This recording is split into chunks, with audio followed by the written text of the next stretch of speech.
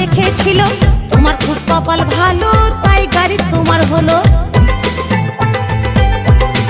হ্যাঁ, শোরুমের নতুন গাড়ি কতজনা দেখেছিল, তোমার খুব কপাল ভালো তাই গাড়ি তোমার হলো।